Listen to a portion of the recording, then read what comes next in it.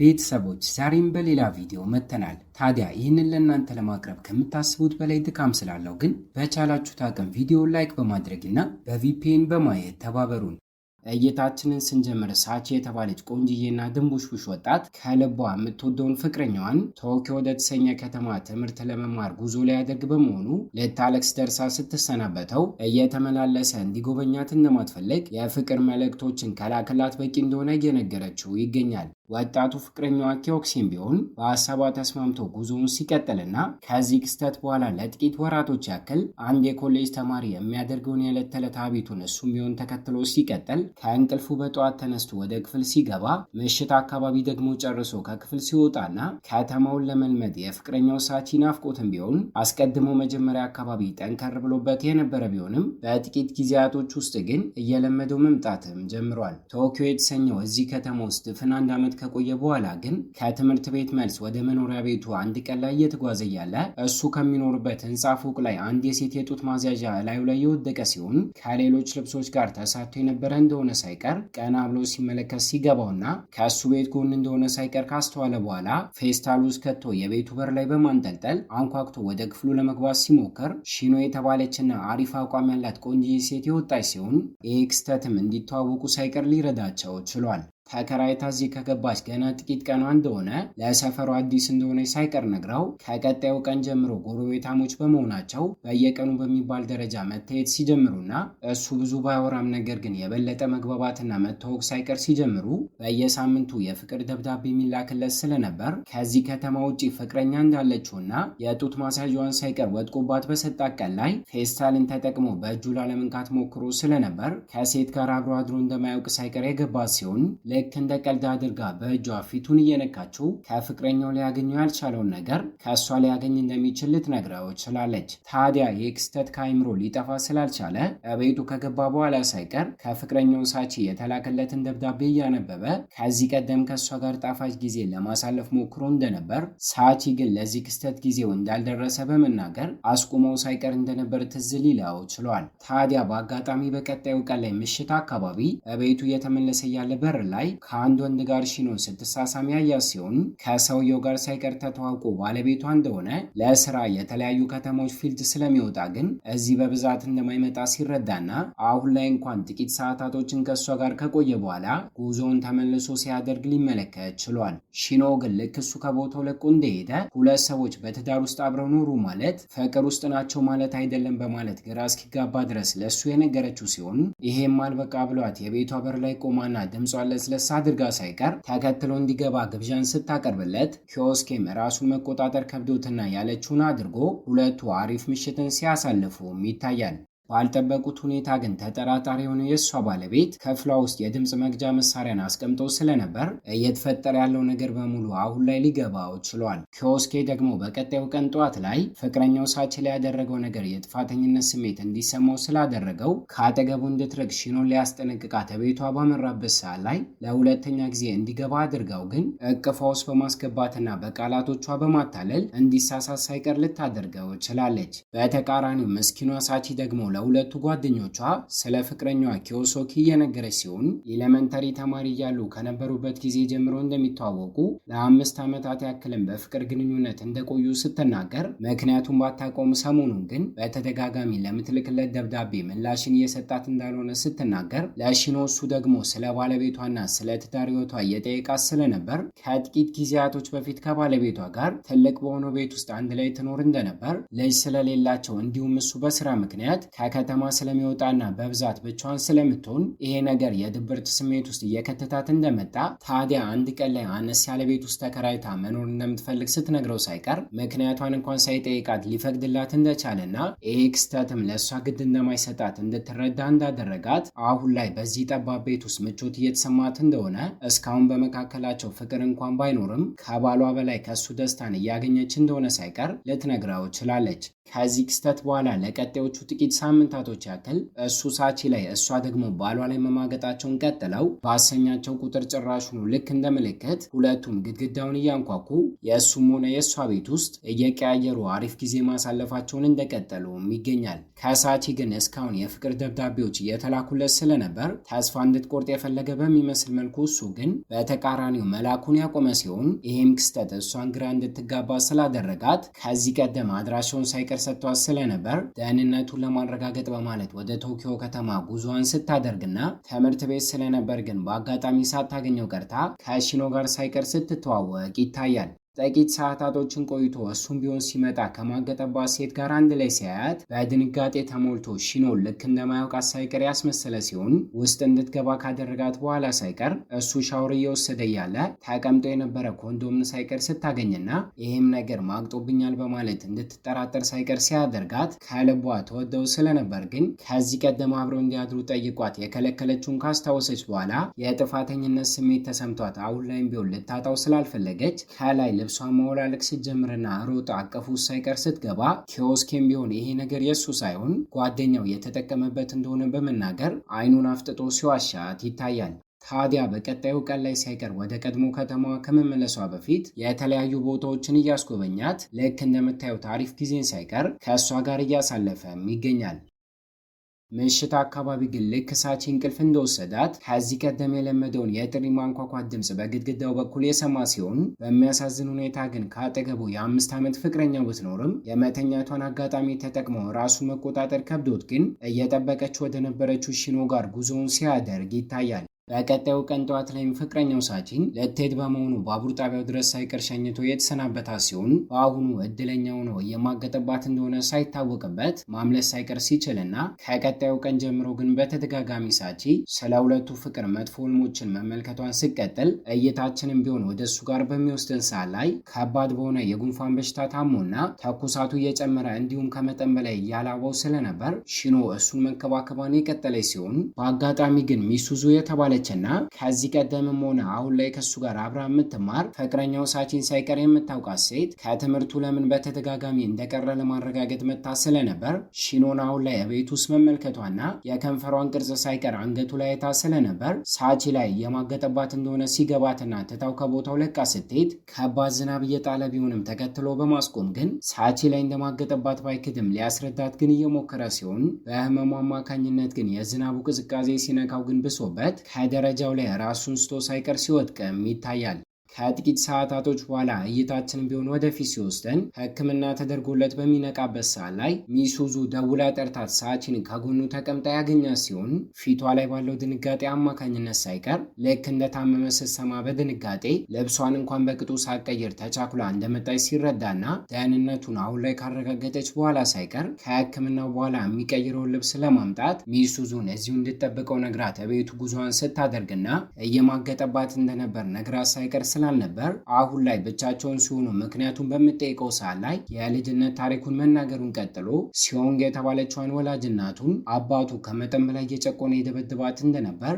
ይሄ ነገርም ከአቅሟ በላይ በሚሆን ሰዓት ላይ ፍቅር የማይገባውና ልክ እንደ አባቱ አይነት ባህሪን ይዞ እንዳያድግ መክራው ከቤቱ ሳይቀር ትታው እንደሄደችና ጥቂት ወራቶች እንደተቆጠሩ አባቱን ቢሆን ሌላ ሴትን ሳይቀር በድጋሚ እንዳገባ ታዲያ የእንጀራ እናቱን ብትሆን ጥሩ ሰው የነበረች ቢሆንም ብዙም ሳቆይ ግን የእናቱ ጣፋንታ በሚደርሳ ሳለ እሷን ብትሆን ጥላው እንደሄደች ከዚህ መጥፎ አባቱ ጋር ማደጉ ታዲያ ተጽዕኖን ፈጥሮበት ፍቅር የተባለ ነገር እንኳን አለ ብሎ ያምን እንዳልነበር ሳቺን ትምህርት ቤት ውስጥ ከተተዋወቃት በኋላ ግን ይሄ ነገር ስህተት እንደሆነ ሳይቀር እንደገባው ካስታወሰ በኋላ እስክትመጣ ድረስ ጠብቆ እንደምታስብኝ አይነት ሰው አይደለሁም፣ ሌላ የሚያፈቅራትን ሴት አግኝቶ ሳይሆን ልክ እንደሚገባት እሷን ሊወዳት ስላልቻለ እንደሆነና ከሌላ ሴት ጋር እንደማገጠባት በመናገር የፍቅር ግንኙነታቸውን ሳይቀር እንዲቋረጥ ሊጠይቃት ችሏል። ሌላውን ድንቀና ብላ ሳታይ ለ5 ዓመታት ያክል ወደው ስለነበር ይህ ክስተት ከመጠን በላይ ልቧን እንዲሰበር ያደረገው ሲሆን እስኪያገግም ድረስ እንኳን ሳትጠብቀው ወደ ቀድሞ ከተማዋ በመመለስ የተፈጠረውን ነገር ለጓደኞቿ ሳትናገር ልክ እንደ ድሮ ህይወቷን ለመቀጠል ስትሞክርና በጥቂት ቀናቶች ውስጥ ግን እስከዛሬ ፍቅረኛ ስላላት ባይነግራትም ከልቡ የሚወዳት ማኮቶ የተባለ ጓደኛዋ ግን የባህሪ ለውጧን በማስተዋል የተፈጠረ ነገር እንዳለ ገብቶት ይህንን አጋጣሚ ተጠቅሞ ከእሷ ጋር ለመቀራረብ እየሞከረም ይገኛል። በአጋጣሚ አንድ ቀን ላይ ግን ትምህርት ቤት በሯ ላይ በመቆም ፍቅረኛው የነበረው ኪዮክሴን እየጠበቃት ያገኘችው ሲሆን ለሁለተኛ ጊዜ በድጋሚ ይቅርታ ከጠይቃት በኋላ እሱ ቤት ውስጥ ረስቶ የነበረው ልብሷን አምጥቶ የሰጣት ሲሆን ረስተሽን ከሌላ ከሚወድሽ ሰው ጋር ሕይወትሽን ከአዲስ ጀምሪ በማለት ተሰናብቶ ትቷት ሌት ሲል ግን እጁን በመያዝ ባልጠበቀ ሁኔታ አስቁማው ይቅርታ አድርጋለት ሁለተኛ ዕድል ልትሰጠው እንደወሰነችና ልትማገጥብኝ የቻልከው እንኳን ሳትወደኝ ቀርተህ ካሊያም ከሌላ ሴት ፍቅር ይዞክ ሳይሆን ሁለታችን በመራራቃችንና የብቸኝነት ስሜት ተሰምቶክ ነው በማለት ተደብቆ የሚወዳት ማኮቶ እየሰማት ፍቅራቸውን ዳግም ሲቀጥሉት ይታያል። ሺኖ ደግሞ በሌላ በኩል ለቀናቶች ያክል እሱን ባለማግኘቷ እየወደደችው የመጣች በሚመስል መልኩ የናፈቃት ሳይቀር የመጣ ሲሆን ከሰዓታት በኋላ ግን እሷ ጋር በመምጣት ስታየው ገና ብትደሰትም ፍቅረኛው የነበረችዋ ሴት ከነስተቱ ልትቀበለው እንደወደደችና በእኔና በአንቺ መካከል የተፈጠረው ነገር ስህተት ነበር፣ ስለዚህ ከአሁን በኋላ ተለያይተናል ሳይቀር ሊላትም ችሏል። የተፈጠረውን ነገር በሙሉ እየተከታተለ የነበረው ባለቤቷ ካናሚ ደግሞ ለጊዜው ምን እንዳቀደ ባይገባንም ስልክ ደውሎላት ግን ስራ ስለጨረስኩ ዛሬ አንቺ ጋር እመጣለሁ ሊላትም ችሏል። ሳቺን ደግሞ የሚወዳት ጓደኛዋ ከዚህ ቀደም ተደብቆ እንደሰማቸው ማቅጦባት እንኳን ይቅርታ ስላደረገችለት የተናደደ ሲሆን እስከ ዛሬ በሚስጥር ቢዞም አሁን ላይ ግን ግልጽ አውጥቶ እንደሚያፈቅራትና እድልን እንድትሰጠው ልክ እንደ ኪዮስኬ መቼም ቢሆን እንድታዝን እንደማያደርጋት ቢነግራትም ፍቅረኛዋን ከልቧ እንደምትወደው በመናገር ግን የፍቅር ጥያቄውን ውድቅ ልታደርግበት ችላለች። አስቀድሞ ለሺኖ እንደነገራት ባለቤቷ ደግሞ ምሽት ላይ በመምጣት ኪዮስኬ እያያቸው ወደ ቤት ሲገቡና የፍቅር ጊዜን በሚያሳልፉበት ሰዓት ሳይቀር ቤት ውስጥ ሆኖ እየሰማቸው ከዚህ ቀደም ከእሷ ጋር ያደረገውን ነገር ሊያስታውስ ችሏል። ጠዋት ላይ ግን ከክፍሉ ሲወጣ ባለቤቷ አስቁሞት እስከ ዛሬ ከሚስቱ ጋር እያደረገ የነበረውን ነገር በሙሉ እንደሚያውቅ ፎቶና ድምፅ ግጂን አስደግፎ እያሰማው ለዚህ ነገር ወደ 2 ሚሊዮን የሚጠጋ የሀገራቸውን ገንዘብ ልክ እንደ ካሳነት እንደሚፈልግና እምቢ ካለ ግን እንደሚከሰው ሳይቀር ሲነግረው ገና ተማሪ በመሆኑና ስራ ስለሌለው ግን እግሩ ላይ ወድቆ ይቅርታ ቢጠይቀውም ሳያዳምጠው ቀርቶ ባለቤቷ ግን ትቶት ወደ ቤት ሲገባና እቃዎችን እያጠበች ለነበረችው ለሺኖ ሳይቀር ስለመማገጧ ግልጽ አድርጎ ሲጠይቃት እሷም ብትሆን ልጁን እንደማትወደው የብቸኝነት ስሜቴን ለማጥፋት ነው የቀረብኩት ሳይቀር ስትለው ይታያል። ኪዮስኬ ደግሞ ከዛኑ ቀን ጀምሮ ዕዳውን ለመክፈል ከትምህርት በኋላ ከአንድም 2 ስራ መስራቱን ሲቀጥልና የእረፍት ጊዜን እስኪያጣ ድረስ ከትምህርት በኋላ እየደከመው የተለያዩ ስራዎችን እየሰራ በመሆኑ ለፍቅረኛው ሳቺ ሳይቀር ጊዜ መስጠት ያቆመ ሲሆን ይሄ ነገርም በድጋሚ እየማገጠብኝ ነው በማለት እንድታስብ ስላደረጋት ሳትነግረው አንድ ቀን ላይ ልትጎበኘው ስትመጣና በትምህርትና ስራ ግን ቢዚ ሆኖ እንደሆነ ስትረዳ ሰፈር ውስጥ የሚገኝ ካፌ ውስጥ ሳይቀር እየበሉና እየጠጡ እያለ እነ ሺኖ ሳይቀር በአጋጣሚ ተው ስለነበር ባሏ አውቆ ካጠገባቸው ሲቀመጥና እንዲተፋፈሩ አድርጎ ፍቅረኛዋ ከእሱ ሚስት ጋር እየማገጠ እንደነበር ፍንጮችን ሳይቀር ሊሰጣት ሞክሯል። ተሳክቶለትም ከዚህ ቀደም የተፈጠረ ነገርን በማስታወስ ሐኪም ቤት ታሞ ገብቶ እያለ ልብስ ልታመጣ ባመራችበት ሰዓት ላይ ልብሱን የት እንደሚያስቀምጥ ሳይቀር የነገረቻት እሷ እንደሆነች አስታውሳ ከባለ ትዳር ጋር በመማገጡ ከመጠን በላይ የተናደደች ሲሆን ለእሱ ግን ምንም ሳትለው በቀጣዩ ቀን ላይ ከቤት እስኪወጣ ድረስ በመጠበቅ ግስጥ ብላ እሷ ጋር ስታመራና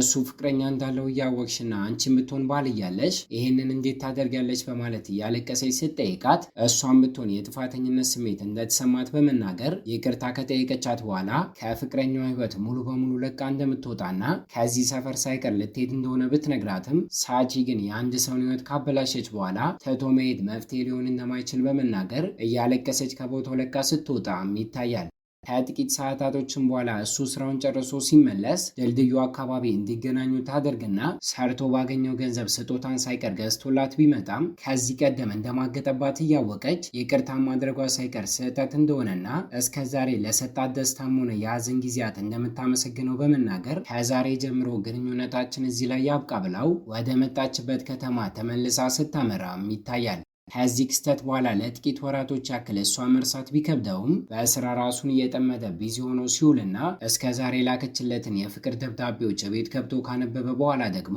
ምላሽን ባሰጠውን በተራው እሱም ቢሆን ይቅርታ የሚጠይቁ ደብዳቤዎችን እየላከላት ይገኛል። ሺኖ ደግሞ በአጋጣሚ አንድ ቀን ላይ የባሏ ኪስ ውስጥ እሱን ለመክሰስ አዘጋጅቶ የነበረውን የክስ ወረቀትና ከእሱ ጋር እያለች የተነሳችውን ፎቶዎች ካየች በኋላ እስከ ዛሬ ካሜራ አስቀምጦ እየተከታተላት እንደነበር የገባ ሲሆን ግልጽ አድርጋ ስለ ጉዳዩ ሳይቀር እየጠየቀችው ኪዮስኬን ለመክሰስ ካሰበ እሷን ብትሆን በድብቅ ሲከታተላት በመሆኑ ልከሰው እንደምችልና እስከ ዛሬ በእሷ ላይ ጥርጣሬ ከነበረበት ሶስተኛው ወገንን ከማስገባት እንዲፋቱ ሳይቀር ግልጽ አድርጎ ሊጠይቃት እንደሚችል ስትነግረው እሱም ቢሆን ምክንያቱን መናገሩን ቀጥሎ ከዚህ ቀደም ከእሷ በፊት አብረውት የነበሩ ፍቅረኞቹ በሙሉ እየማገጡበት ይዟቸው እንደነበር ይህም ክስተት እኔ የምወደድ ወንድ አይደለሁም ብሎ እንዲያስብ እንዳደረገው ከእሷ ጋር ግንኙነትን ከጀመረ በኋላ ግን ይሄ የፍርሃት ስሜቱ ሙሉ በሙሉ ጠፍቶለት የነበረ ቢሆንም ትዳር ውስጥ ከገቡ በኋላ ግን ፊቷ ላይ ፈገግታ እየጠፋ ሲመጣ የፍርሃት ስሜቱ እንደተመለሰበት ከዚህ ለቃ መውጣትና ቤት ተከራይታ መኖር እንደምትፈልግ ስትነግረው ሳይቀር ጥርጣሬው የበለጠ እየጨመረ መጥቶ የድምፅ ማዳመጫውንና ካሜራውን ቤት ውስጥ ሊያስገጥም እንደቻለ ይህም ክስተት እንደምትማግጥበት እንዳረጋገጠለት የነገራ ሲሆን በተመሳሳይ መልኩ እሷን ብትሆን ከተጋቡ በኋላ በስራ ጉዳይ በብዛት ስለማይገናኙ ይሄ ነገር የብቸኝነት ስሜት ውስጥ እንደከተታት አነስ ያለ ቤት ለመከራየት እንደምትፈልግ ስትነግረው ሳይቀር ለምን ብሎ ምክንያቷን ስላልጠየቃት ለእሷ ያለው ፍቅር እንደጠፋ እንዳሰበችና የተከራየችው አዲሱ ቤቷ ውስጥ ከኪዮስኬ ጋር ከተተዋወቀች በኋላ ሳይቀር ከፍቅረኛው ጋር በሚላላኩት ደብዳቤ አማካኝነት እሱ ምን ያክል የፍቅር ሰው እንደሆነ እንደገባትና ከባሏ ይህንን ነገር ልታገኝ ባለመቻሏ የቅናት ስሜት ውስጥ መሆና ልትማግጥበት ሳይቀር እንደቻለችና ሁለቱም ችግሮቻቸውን ልክ እንደ ባልና ሚስት ተቀምጠው ከማውራት ይልቅ በተሳሳተ መንገድ ዝምታ መርጠው ሁለቱም እንደተጓዙ ሲረዱና እሷ ስለማገጠችበት እሱ ደግሞ በድብቅ ሲከታተላት ስለነበር እንዲሁም በቂ ጊዜን ስላልሰጣት ይቅርታ ከተጠያየቁ በኋላ ከአዲስ ፍቅራቸውን ሳይቀር ሲቀጥሉት ይታያል። እሱን ለመርሳት እየሞከረች የነበረችው ሳቺ ደግሞ ከጎኗ ሆነው ጓደኞቿ እንደተለያየች ካወቁ በኋላ እያጽናኗት ሲሆን በድጋሚ ቅርታዋን ለማግኘት ኪዮስኬ ደግሞ ደብዳቤ የላከ ስለነበር ሁሉንም አንድ ባንድ ካቃጠለችው በኋላ በሚወዷትና በሚንከባከቧት ሰዎች ተከባ አሁን ላይ ህይወቷን እየኖረች እንደሆነ ለእሱም ቢሆን መልካም ህይወትን እንደምትመኝለት በመናገር የስንብት ደብዳቤ ልትልክለት ችላለች። በቀጣዩ ቀን ላይ ሺኖ ደግሞ ከባሏ ጋር እሱ ጋር በመምጣት ከሚስቱ ጋር ለመማገጡ ልክ እንደሱ ሺኖን ብትሆን ጥፋተኛ በመሆኗ ቢታረቁም ይቅርታ አድርጎለት ግን ይሄንን ነገር ልክ እንደ ቀልድ ማለፍ ስለማይችል 2 ሚሊዮኑን በግማሽ ቀንሶ 1 ሚሊዮን ብቻ ዕዳ እንዲኖርበት ሲያደርግና ይህም ክስተት ጠንክሮ እንዲሰራና ራሱን እንዲለውጥ እንደሚረዳው ሲነግረው ይታያል። በፊልሙም የመጨረሻ ትዕይንት ላይ እይታችን ከድፍን 8 ዓመት በኋላ ወደፊት ይወስደንና ኪዮስኬ ትምህርቱን ጨርሶና ተመርቆ ተቀጥሮ ስራዎችን ሳይቀር ጀምሮ ዕዳውን አጠራቅሞ በመክፈል ስለ ሳቺ እስካሁን ቢያስብም ህይወቱን ግን ሲቀጥልና ሃይስኩል ላይ አንድ ላይ የተማሩ ተማሪዎች በድጋሚ የሚገናኙበት ፕሮግራም ሳይቀር ተዘጋጅቶ ስለነበር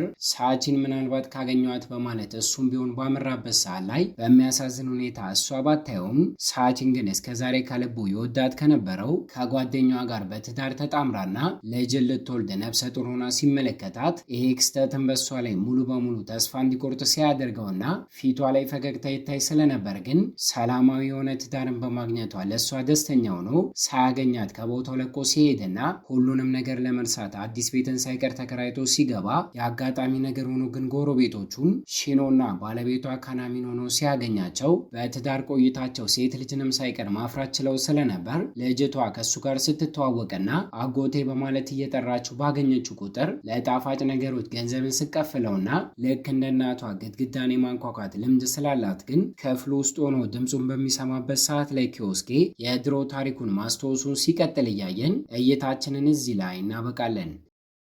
ከተመቻችሁ ቤተሰቦች ቪዲዮን ላይክ በማድረግና ለቻናሉ አዲስ ከሆናችሁ ሰብስክራይብ፣ ሐሳብና አስተያየታችሁንም ኮሜንት ላይ በማስቀመጥ በቀጣይ በሌላ ቪዲዮ እስኪያገናኘን ቸር ያቆየን።